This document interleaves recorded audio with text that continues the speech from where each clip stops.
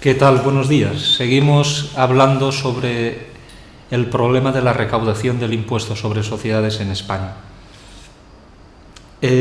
Básicamente, cuando se trata esta problemática, podemos decir, oiga, ¿por qué las empresas pagan poco? ¿O por qué se recauda poco en concepto de este impuesto? Cuando el beneficio contable de la empresa parece que sí que está incrementándose en mayor medida.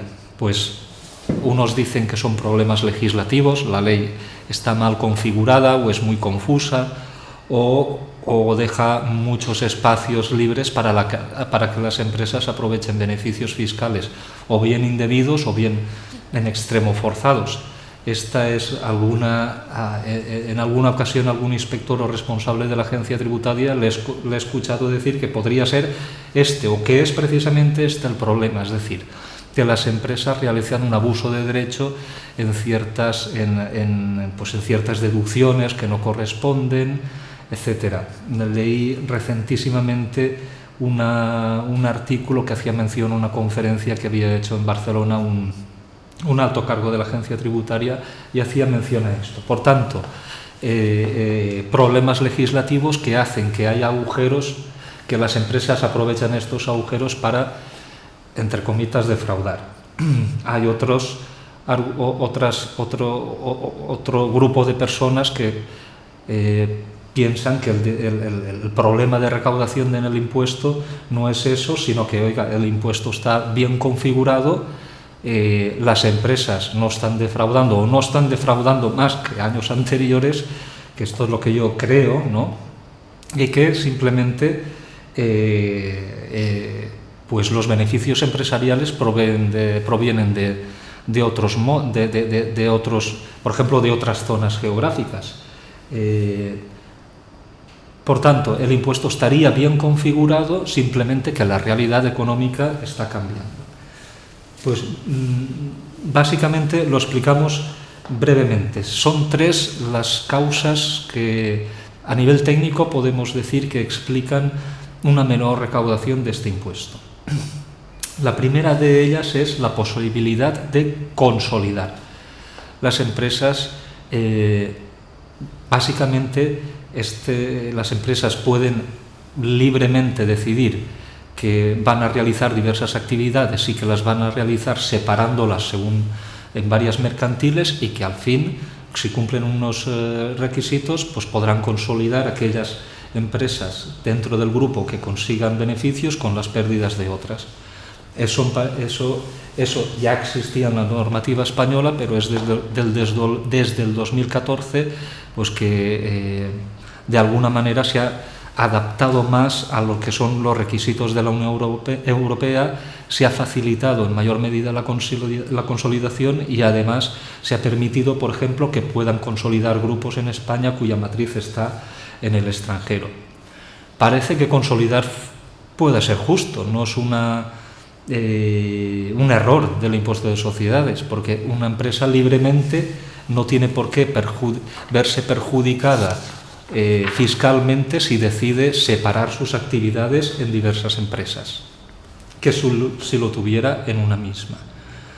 La segunda razón que se argumenta para este descenso en la recaudación del impuesto de sociedades, que no va ligado al incremento de los beneficios, es la posibilidad de no tributar por los beneficios que provienen de filiales extranjeras. La empresa española se ha internacionalizado en los últimos años y parte de sus beneficios provienen de empresas en Latinoamérica o en África o en otros países de la Unión Europea, filiales o sucursales o establecimientos permanentes allí. La normativa española sí que ha ido beneficiando o facilitando una deducción por doble imposición, en el sentido de que aquellos beneficios ya tributaron en aquel país de origen, que en inglés se llama source state, es decir, el país de origen de los fondos de donde se hace la actividad económica, si allí tributó en aquel país, ¿por qué aquí tiene que volver a tributar? Por tanto, básicamente, normalmente, ya sea desde la normativa española artículo 21 y 31 de la Ley del Impuesto de Sociedades, como los convenios de doble imposición habitualmente, y así está articulado fundamentalmente ahora, los dividendos que se reciben de las filiales en el extranjero son dividendos que en España en general no están sometidos a tributación. ¿Esto es justo? No. Pues yo diría que sí. Yo diría que si es allí y ahí donde se genera la renta, si es allí donde se está consumiendo los productos de esta empresa española o estos servicios, pues es justo que allí tributen y en principio no tendrían que volverse a tributar en España, habría una doble imposición. Si no, igualmente nos vamos a quejar de empresas como Google o IBM o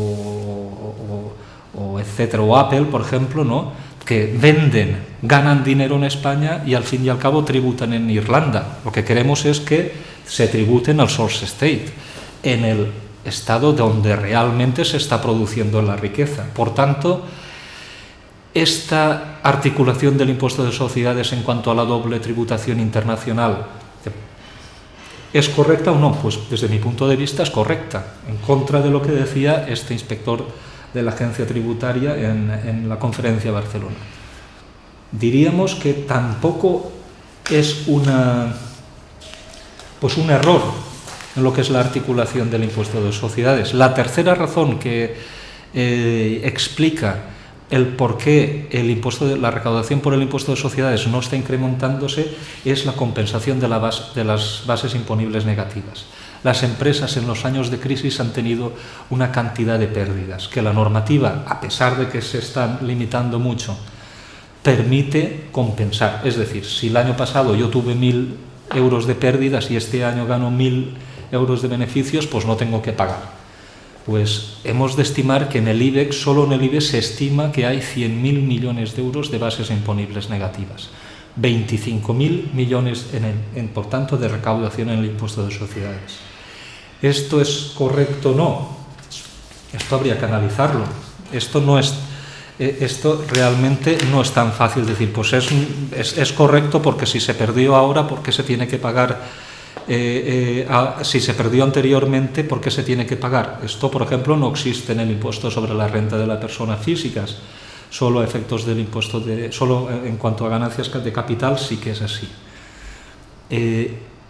Por tanto, lo que parece estar claro, desde mi modesto punto de vista, es que la empresa española está cambiando, parte de sus ingresos se obtienen en el extranjero, donde se articulan filiales, y estos ingresos tributarios no van a ser gravados en el futuro, so pena de que cambien la normativa, pero incluso estará protegido por los convenios de doble imposición.